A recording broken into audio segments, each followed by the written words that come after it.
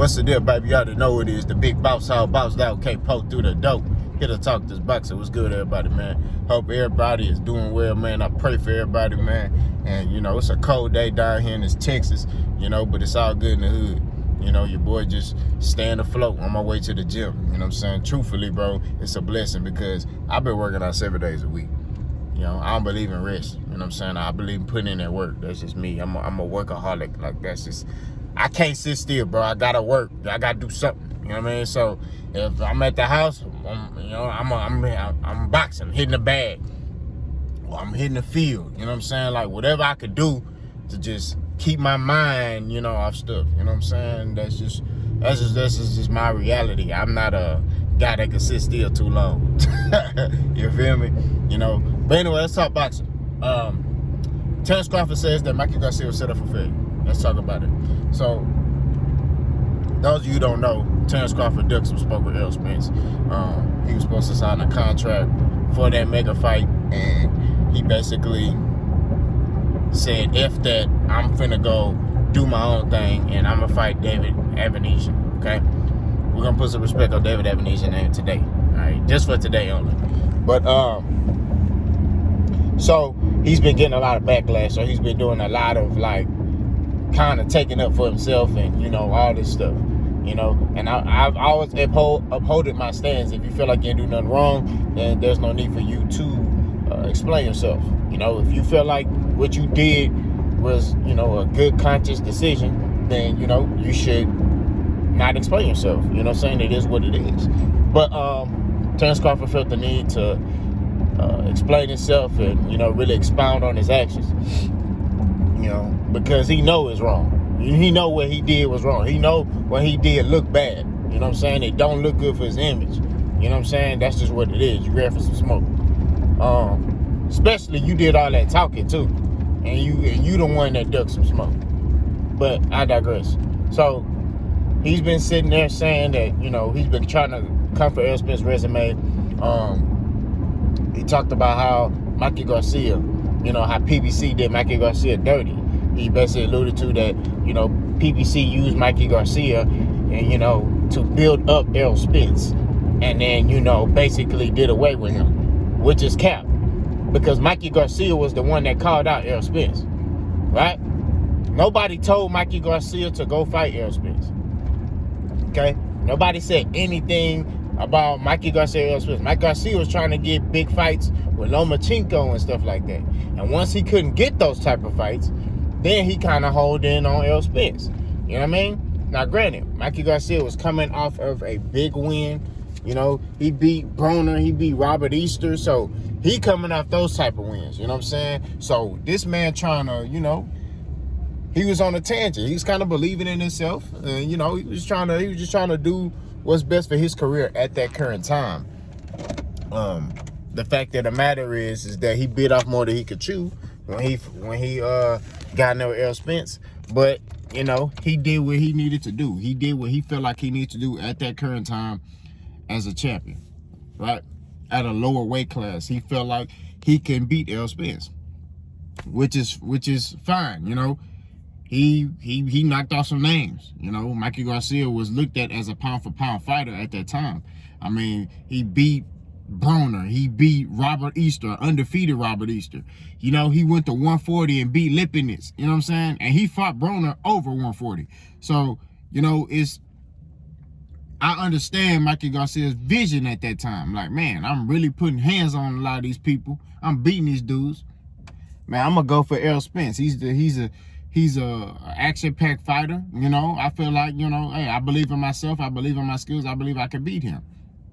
You know, and I ain't see nothing wrong with that. I didn't see anything wrong with him believing in himself and, you know, trying to dare to be great. You know, it's just he bit off more than he can chew. That's just what it is. But Bud Crawford seems to be jealous of Errol Spence and the fights that he's got. But my thing is that, you know, Bud could have had those opportunities to fight these fights. He could have had those opportunities to get those type of fights if he would have aligned himself in a position where he can get those fights. You know, Bob Arum came out recently and said that, you know, I'm not going to work with, you know, PBC. as it pertains to the Eastside Pitbull Cruz fight. He said we don't work with them. Okay? So that lets you know right there that, you know, Terrence Crawford, who was a fighter for top rank for over 10 years, okay? He knew in his heart that he wasn't going to get those fights. He knew that. Because Bob Bam said publicly that we don't work with PBC. Okay? He said that. We don't work with them. So my thing is this. Terrence Crawford can play all these games all he wants to. But he knows at that time, anytime, he knew that those fights weren't going to get made. Right? And then Bob Bam even said Terrence Crawford never asked him for them fights. Right? But it's a jealousy thing with Terrence Crawford as it pertains to Errol Spence. Like, he has an issue with Errol, you know, as it pertains to him, you know, just his build-up and, you know what I'm saying, the fights he's fought. Errol Spence is who he is, not because of hype. Errol Spence is who he is because he has fought those fights. He's literally built his name up from fighting those fights that fans want to see. You know what I'm saying? Now, there's only one fight left that we want to see, and that's against Terrence Crawford. But Terrence Crawford don't want to fight Errol. So what can Errol do? You know what I mean? Errol got to go and big up the pieces. Now, Errol Spence might get a fight with Keith Thurman. You know what I mean? Which Errol Spence has said in the past, I will never fight Keith Thurman. But it's looking like he going to have to fight Keith Thurman. And if he has to, if he want to stay at 147 and he has to, you know, do what you got to do. That's how I look at it. But at the end of the day, I think that Errol Spence need to go to 154. But all this talk about Terrence Crawford and he hating on Mikey Garcia and his resume and all this stuff is ridiculous. You know what I'm saying? Like, why are you worrying about what Errol Spence doing? Why are you worrying about who Errol fighting or who Errol has fought? You worry about your resume and who you fought. You know what I mean? Which is nobody. You ain't fought nobody. You know what I'm saying? We just gonna keep it 1,000. You ain't fought nobody. You still ain't fight nobody. You chose to fight David Evanesian. Okay? You sat there and chose to fight David Evanesian instead of a more competitive opponent. You know what I mean? Like Virgil Ortiz. Which I think Terrence Crawford will watch Virgil Ortiz. But Virgil Ortiz is better than David Evanesian. You know what I'm saying? But, you know, nobody sits there and nitpicks on Terrence Crawford's resume and stuff like that. We point out the facts. He ain't fought nobody. That's just the truth. He's been protected all this time. The WBO won't make him fight his mandatories. He ain't done nothing. He not even fighting, putting his belt on tough fights. The WBO made him fight Sean Porter.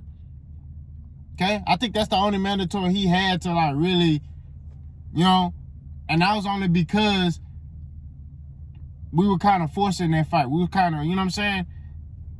It wasn't because Bud just wanted to fight Sean Porter. He didn't. He admitted.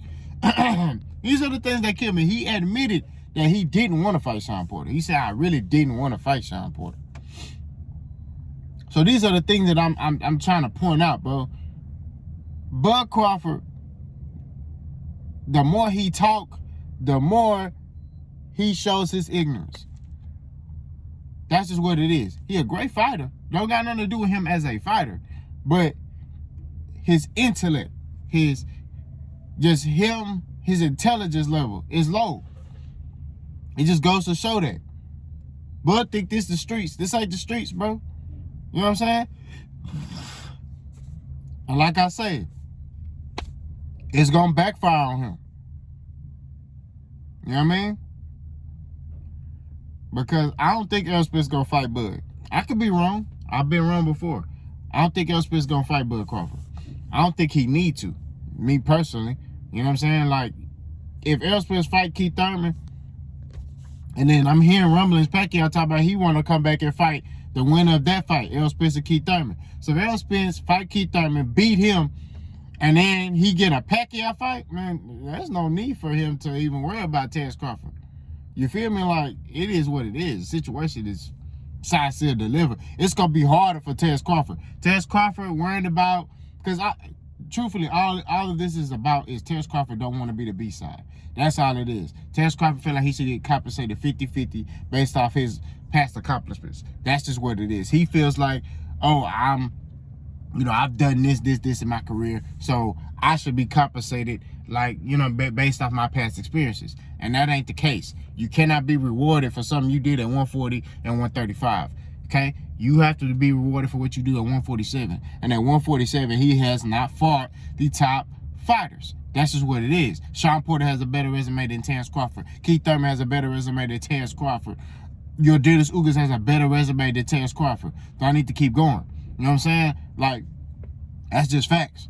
So, like I keep saying, man, Bud got to worry about his own career. And he has to look at the decisions he's made. He's made poor decisions. That's what it boils down to. You can't sit there and point the finger at everybody else and think that, oh, man, Errol ain't did this, Errol ain't did that. Man, stop worrying about what Errol Spence doing, bro. You worry about your career. You worry about Bud Crawford. That's what you got to worry about. Don't worry about what Errol Spence doing. Stop worrying about what this nigga doing, okay? This nigga goes out his way to worry about Errol. Y'all let me know what y'all think. Let's go.